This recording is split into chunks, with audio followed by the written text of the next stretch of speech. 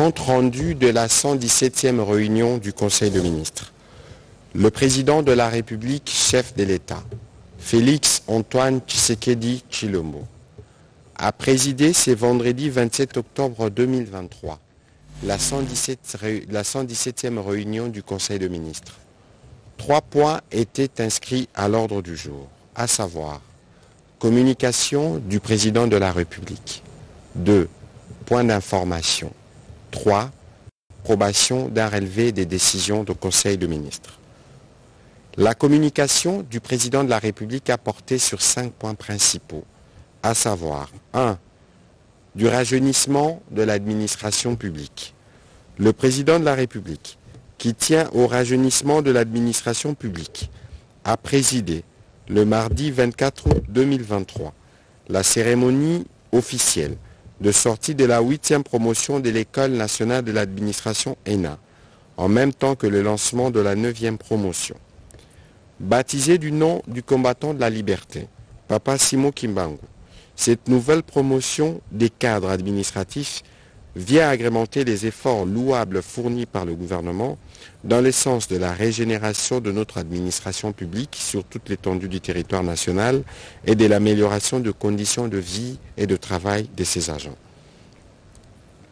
Conçue comme une institution d'élite, d'où est issu les gratins du personnel de la fonction publique, l'École nationale de l'administration démontre une nouvelle fois son aptitude à injecter chaque année dans les circuits administratifs de cadres de premier plan pour lesquels il a formulé le vœu de l'adoption d'une attitude exemplaire empreinte de dignité,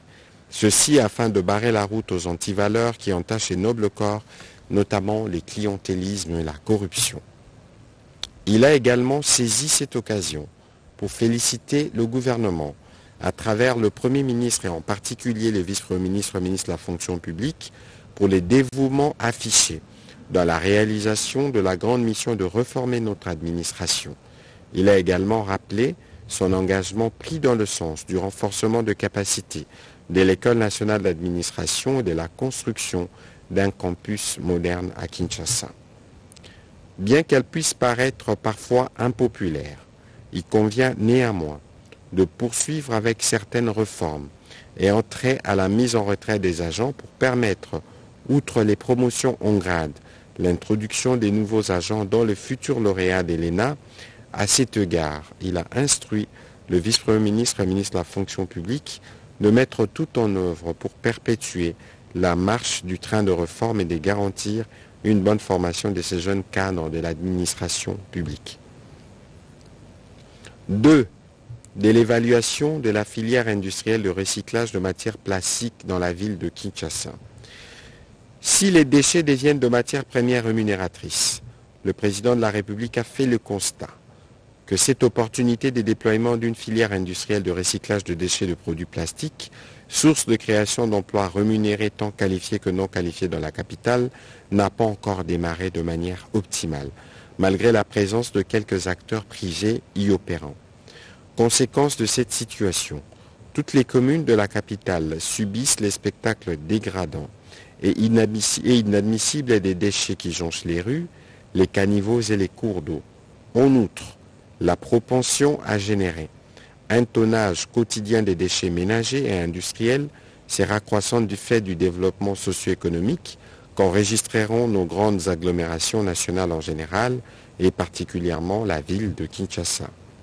Cette situation constituant à la fois un défi de gouvernance et une opportunité économique, le président de la République a invité le ministre de l'Industrie à faire un état des lieux de l'ensemble de la filière industrielle dans le recyclage de déchets de matières plastiques.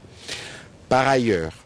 et au vu du constat manifeste de la nécessité de booster ces secteurs de l'économie circulaire, le ministre de l'Industrie est appelé à présenter de propositions d'incitation quant à son développement, ainsi le modèle d'un écosystème industriel dans les recyclages de déchets soutenu par une politique publique pourra être dupliqué dans d'autres villes du pays. Le 3e point de la communication du président de la République a porté sur les efforts des régies financières pour soutenir la mise en œuvre de projets prioritaires du gouvernement. Le président de la République encourage les efforts des régies financières dans la mobilisation de ressources nécessaires attendues au dernier trimestre 2023 pour la mise en œuvre efficace de projets prioritaires du gouvernement. Pour ce faire, ces efforts de régie devraient se traduire par la mise en œuvre de mesures visant à optimiser le rendement des recettes, à réduire les coûts de gestion, à sécuriser les opérations et à lutter contre la fraude et l'évasion fiscale. Il devrait également contribuer à renforcer la confiance et les consentements des contribuables à l'impôt en leur garantissant un service public efficace, équitable et respectueux de leurs droits. Le président de la République a recommandé le renforcement du dialogue et de la coopération entre les régies financières et les autres acteurs impliqués dans la collecte des recettes pour vider tous les contentieux valides et exigibles afin d'amener tous les assujettis fautifs qui refusent de s'acquitter de leurs obligations vis-à-vis du Trésor public à payer les droits éludés et les amendes, même de façon échelonnée. Le ministre des Finances a été chargé d'inviter les sociétés concernées à se comporter en entreprises citoyennes en respectant la procédure et les cas échéants en s'acquittant des amendes et pénalités du fait de leur comportement contraire à la loi. Au besoin, les contacter pour obtenir un engagement à payer leurs dettes dans les plus brefs délais en vue de soulager la trésorerie de l'État qui fait face à des fortes pressions liées notamment aux dépenses sécuritaires et électorales. Le quatrième point de la communication du président de la République a porté sur le rappel sur l'évaluation du programme de contrôle avant embarquement de produits importés. En exécution des instructions faites à la Commission économique et finances du gouvernement lors de la 101e réunion du Conseil des ministres du 9 juin 2023, le président de la République a reçu le rapport d'évaluation du contrat conclu entre BIVAC et l'Office congolais de contrôle OCC en vue de ressortir les forces ainsi que les faiblesses pouvant permettre à notre pays de se conformer aux exigences internationales. Il en ressort que le contrat de monopole signé entre les deux parties présente beaucoup de failles qui rendent son application très complexe et dont le taux d'exécution, après plusieurs années, est estimé à moins de 35%. Au regard de la dimension de notre pays, mais également pour des raisons de conformité avec les recommandations des organisations dont la République démocratique du Congo fait partie, notamment l'OHADA et l'Organisation mondiale du commerce, le président de la République a chargé l'inspection générale des finances de diligenter une mission à l'Office congolais de contrôle en vue d'évaluer les manques à gagner enregistrés tout au long de l'exécution de ces contrats afin de proposer une solution plus avantageuse pour notre pays au vu de la croissance affichée par les opérations des échanges internationaux, tant par les opérateurs économiques résidents que non résidents, ainsi que les particuliers et toutes autres organisations installées dans n'importe quelle partie du territoire national. Les derniers points de la communication du président de la République a porté sur les diligences requises pour la mise en service de la centrale hydroélectrique de Kakobola dans la province du Kwilu. Le président de la République a pour ce faire chargé les ministres des Finances ainsi que celui des ressources hydrauliques et électricité à prendre des mesures urgentes pour la finalisation de travaux de construction des lignes de transport du courant électrique à partir de la centrale de Kakobola vers le ville de Kikwit, Idiofa, Gungu, ainsi que les villages environnants en vue de leur inauguration dans le prochain jour. La centrale hydroélectrique de Kakobola permettra d'éclairer 14 000 foyers dans la province du Kwilu, les communautés locales, les hôpitaux et les écoles et ainsi redynamiser l'industrie locale. Dans la suite de la communication du président de la République, le Premier ministre chef du gouvernement a fait le point de sa participation en représentation du président de la République au Forum Global Gateway organisé du 25 au 26 octobre 2023 à Bruxelles en Belgique.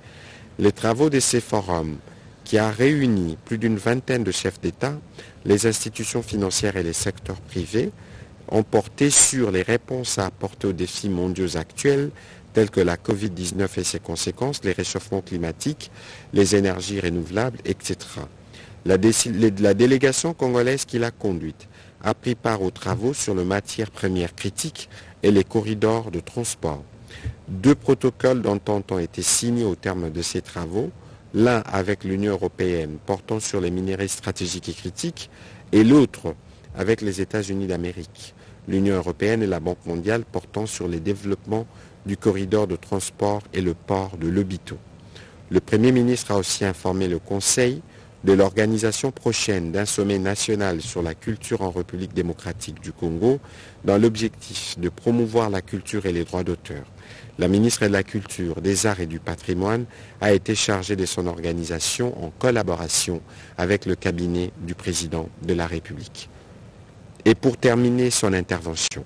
le Premier ministre est revenu sur le drame des Oicha qui s'est produit il y a quelques jours. Il a informé le Conseil qu'une délégation gouvernementale se rendra sur place pour renforcer l'assistance aux familles touchées et faire la lumière sur les circonstances de ces drames. Au deuxième chapitre du Conseil de ministres de ce jour relatif au point d'information, État et administration du territoire, le vice-premier ministre, ministre de l'Intérieur, a présenté au Conseil le rapport sur l'état de l'administration du territoire national. L'état d'esprit de la population est demeuré généralement calme sur l'ensemble du territoire national au cours de la semaine qui s'achève et il a été marqué notamment par la consternation de l'opinion concernant les bilans de massacres perpétrés par les terroristes du M23 RDF dans les territoires de Rutshuru, la satisfaction de l'opinion suite à la rentrée judiciaire de la Cour constitutionnelle, dont les discours étaient centrés sur les thèmes du contentieux électoral, rencontrant ainsi les attentes de l'opinion en rapport avec le processus électoral et les échéances à venir, l'intérêt qu'accorde la population au déroulement des affrontements entre les résistants patriotes Ouazalendo et les terroristes du M23 RDF, en rapport avec le processus électoral. Le vice-premier ministre, ministre de l'Intérieur, a fait le point de la mission de la Commission économique des États de l'Afrique centrale, conduite par M. Mangara Albanté, commissaire aux affaires politiques, paix et sécurité, qui a séjourné à Kinshasa. Au terme des échanges, le chef de la délégation a déclaré être rassuré et satisfait de l'avancement du processus électoral tout en confirmant l'accompagnement de la CEAC qui compte déployer ses observateurs au mois de décembre prochain.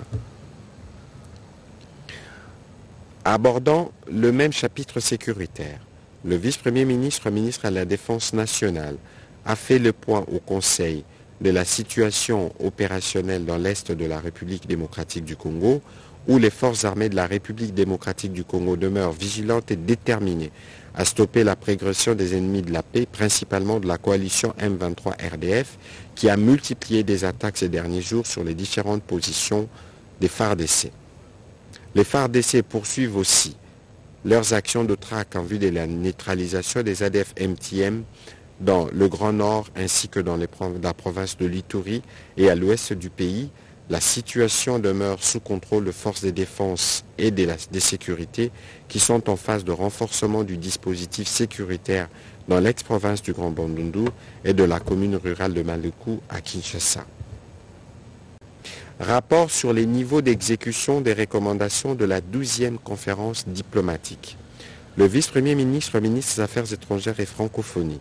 a présenté au Conseil le rapport sur les niveaux d'exécution satisfaisant des recommandations de la 12e conférence diplomatique qui s'est tenue du 26 au 28 février 2022.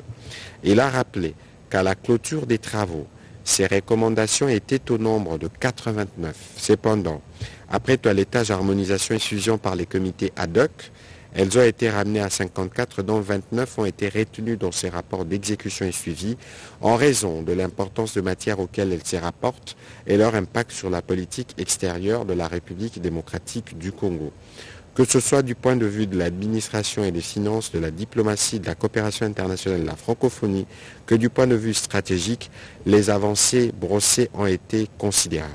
Le vice-premier ministre, ministre des Affaires étrangères, a enfin présenté la liste actualisée du patrimoine immobilier de l'État congolais à l'étranger. Ces patrimoines évalués à 76 immeubles en état de délabrement et dont 7 ont été acquis par réciprocité. Le Conseil a pris acte de ce rapport. Information sur la tenue du dialogue sur les financements du développement. Plan d'organisation globale de numérisation du système de gestion de finances publiques. Le ministre des Finances a présenté au Conseil le plan d'orientation globale de numérisation du système de gestion des finances publiques POG, dont l'élaboration est intervenue à la suite des travaux qu'il a lancés le 26 novembre 2021. Il a réuni les experts des institutions, ministères et services concernés par cette matière. En effet, ces documents de stratégie constituent les schémas directeurs d'informatisation des finances publiques au niveau central, provincial et local. Aligné sur les orientations du plan national du numérique, le POG décrit le périmètre général, les contenus techniques et les modalités de numérisation de l'ensemble du système de gestion de finances publiques. Le ministre a précisé que le système intégré de gestion de finances publiques sera bâti autour d'un noyau composé des modules de la gestion budgétaire, la tenue de la comptabilité et la gestion de la trésorerie. Les autres systèmes existants ou à construire, portant notamment sur la gestion des recettes, des marchés publics, des ressources humaines et de la paie ainsi que ceux relatifs au contrôle des finances publiques, seront connectés au CGFIP au moyen d'une passerelle. La mise en œuvre du POG sera pilotée par 3 organes, le comité des pilotages, la coordination technique ainsi que la direction générale des systèmes d'information des finances publiques. À travers sa mise en œuvre, l'ambition du gouvernement est de disposer en 3 ans à partir de cette année d'un système intégré couvrant tous les domaines de gestion des finances publiques. Le Conseil a pris acte de cette note d'information. 2 notes d'information relatives au secteur de la santé. Le ministre de la Santé publique, Hygiène et Prévention a présenté 2 notes d'information relatives à la gratuité de la maternité et des soins aux nouveau-nés, ainsi que le rapport synthèse de la mission qu'il a effectuée il y a quelques jours aux États-Unis d'Amérique. Pour ce qui concerne la gratuité de la maternité et des soins aux nouveau-nés,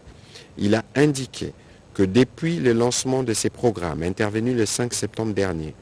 256 établissements de soins sur un total de 356 accrédités ont rapporté au 17 octobre 2023 une complétude des données de 72% des structures ayant démarré effectivement la gratuité des accouchements et des soins aux nouveau-nés.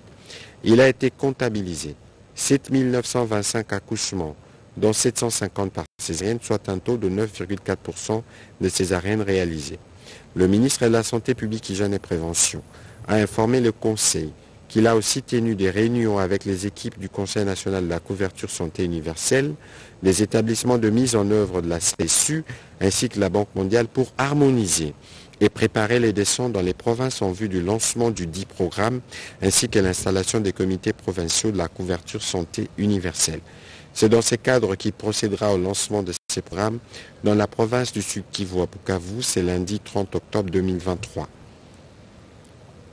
Au sujet du rapport qu'il a effectué, du rapport de mission qu'il a effectué aux États-Unis du 9 au 27 septembre 2023, le ministre de la Santé publique, Hygiène et Prévention a visité plusieurs structures, à savoir la Fondation Bill et Melinda Gates à Seattle, CDC Atlanta, l'hôpital universitaire d'Emory à Atlanta, Harvard University à Boston, ainsi que le firme pharmaceutique Merck et Pfizer à New York City. Au cours de ces visites et réunions, il a partagé la vision et les ambitions du gouvernement congolais en matière de santé en ce qui concerne la couverture santé universelle et a discuté sur la meilleure manière de renforcer la collaboration avec différentes organisations. Toutes ces organisations universitaires rencontrées ont exprimé le vœu d'accompagner la République démocratique du Congo dans cette nouvelle réforme.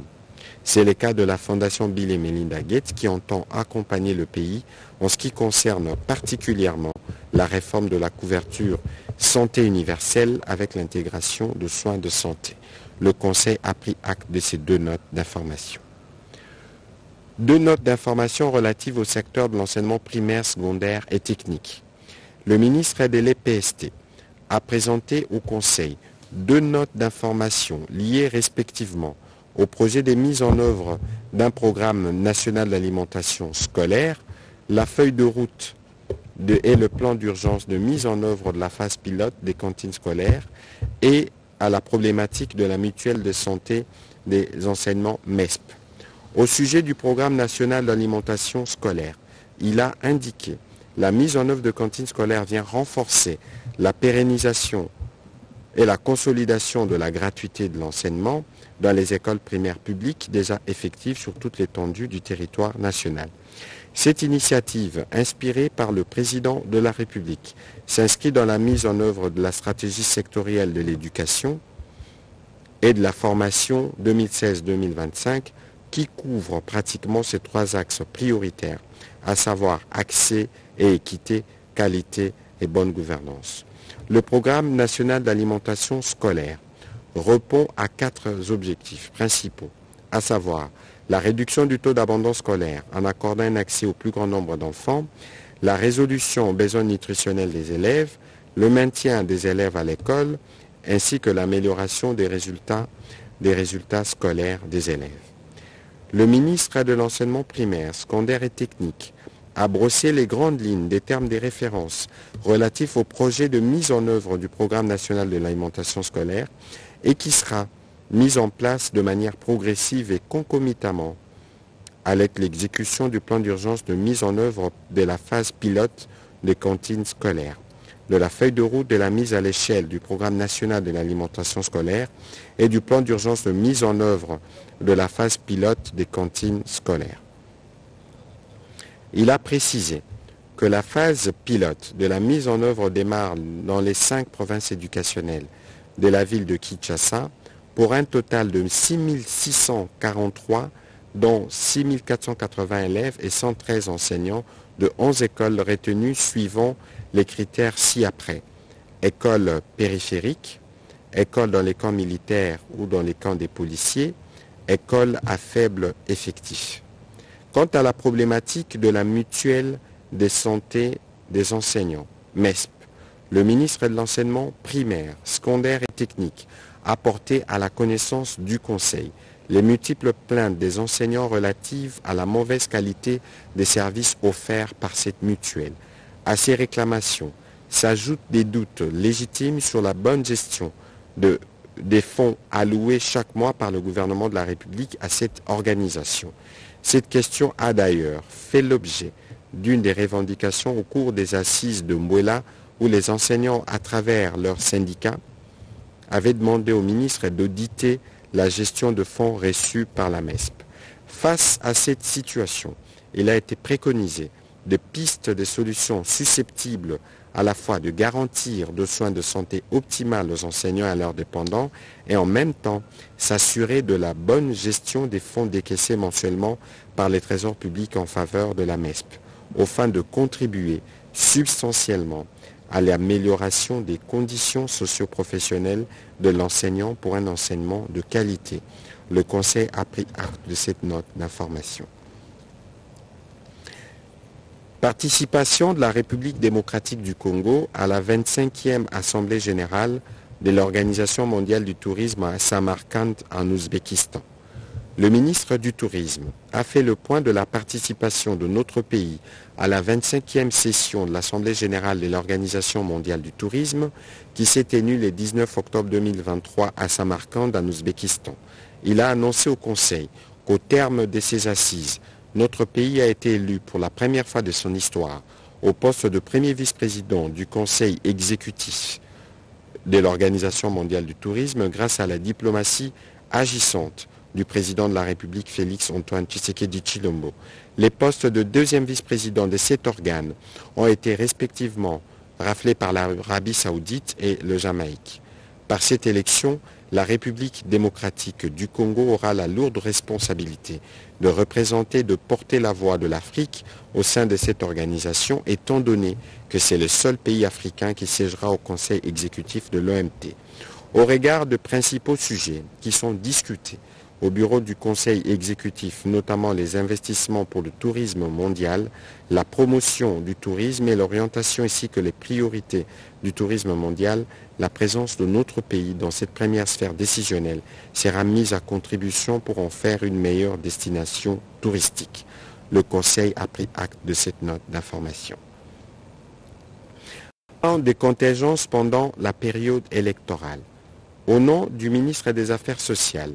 Action humanitaire et solidarité nationale en mission, le ministre de la Santé publique, Hygiène et Prévention a présenté au Conseil le plan de contingence pendant la période électorale. Il vise à apporter une réponse humanitaire prompte aux éventuelles catastrophes en vue d'une mise en place des stocks stratégiques en réponse aux catastrophes et situations d'urgence prévisibles et la promotion des dons comme un des mécanismes de mobilisation de ressources pour financer la réduction des risques de catastrophes et l'assistance humanitaire. En effet, le dernier trimestre de l'année est caractérisé par des pluies multiples et des inondations qui occasionnent des dégâts qu'il faut anticiper les besoins et partant prépositionner des kits humanitaires stratégiques pour améliorer la promptitude de la réponse en cas de besoin. Les sites ciblés sont les suivants. Poule de Goma qui couvrira la province du Nord Kivu, Maniema, Sud Kivu, les poules de Bunia pour la grande province orientale, le pool de Kananga, le pool de Lubumbashi et le pool de Kinshasa. Le ministre de la Santé publique, Hygiène et Prévention a commenté les tableaux illustratifs des besoins pour l'amélioration de la réponse aux éventuelles urgences humanitaires et les estimations des coûts trimestriels irrélatifs. Il a rappelé que la mise à disposition d'une provision comptant pour le troisième trimestre 2023 via la Caisse nationale de solidarité des gestions humanitaires de catastrophes a permis de répondre à temps à quelques catastrophes prioritaires. Il s'agit entre autres de la réponse de l'incendie de Kalufongo à Kinshasa, les incendies déclarés dans les territoires de Demba, Dibaya, Kazumba et Luisa dans la province du Kasaï central, du naufrage de HB Bénédiction dans les territoires d'Oshwe dans la province de Maïndombe, les incendies dans les territoires de Hale et Fizi dans la province du Sud Kivu, ainsi que les victimes du glissement de terrain à Lissala dans la province de Mongala. Avant de clore ces chapitres de points d'information, le président de la République a accordé la parole au ministre des Droits humains qui a plaidé pour la libération des adeptes de Bundu Dia Congo, dont plusieurs ont été relégués à la prison de Angenga dans la province de la Mongala et d'autres retenus à Ndolo et à Makala. Les dossiers étant déjà en cours, le ministre des Droits humains a été chargé d'en assurer les suivis pour la matérialisation de leur libération dans le jour qui viennent et dans les respects de la procédure. Au troisième chapitre du Conseil de ministres de ce jour, relatif à l'approbation d'un relevé des décisions du Conseil de ministres. Le Conseil de ministres a adopté le relevé des décisions prises lors de sa 116e réunion tenue le vendredi 20 octobre 2023. Commencé à 14h29. La réunion du Conseil de ministres a pris fin à 19h36. Je vous remercie.